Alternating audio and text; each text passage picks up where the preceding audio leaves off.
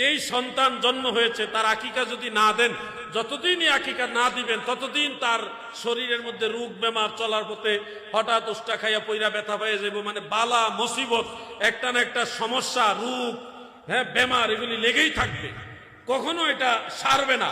এই জন্য সন্তানের ভালো কল্যাণ নিশ্চয়ই বাবা হিসেবে আপনারা সবাই চান কিনা? এই জন্য সন্তানের আকিকা যত দ্রুত সম্ভব আদায় করবেন। এটা হলো সপ্তম দিবসে আদায় করাটা হলো সুন্নত। এখন কেউ যদি অর্থ কষ্টের কারণে বা দারিদ্রতার কারণে সপ্তম দিনে আদায় করতে না পারেন, পরবর্তীতেও আপনি চাইলে আকিকা আদায় করতে পারবেন।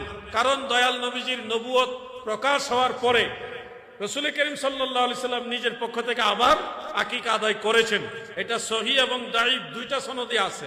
তো এই জন্য আপনারাও চাইলে নিজের আকিকা যদি আদায় না হয়ে থাকে, আপনার আকিকা শিশুকাল আদায় করেননি বা করছেন বলে জানা যায়নি, তাহলে আপনার আকিকা আপনি নিজেও পরবর্তীতে কুরবানির পশুর মধ্যে কুরবানির শরীক বহাল রেখে আপনারটা আপনি আদায় করতে পারবেন। বুঝতে পারছেন বিষয়?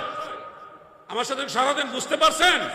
আপনি আপনার মা বাবার আকিকা, সন্তান বা ভাই বোন বা কোনো পরিবারের সদস্য, তাদের আকিকাও আপনি আদায় করতে পারবেন। আল্লাহ তাআলা আমাদের সবাইকে বুঝার তৌফিক দেন বলেন।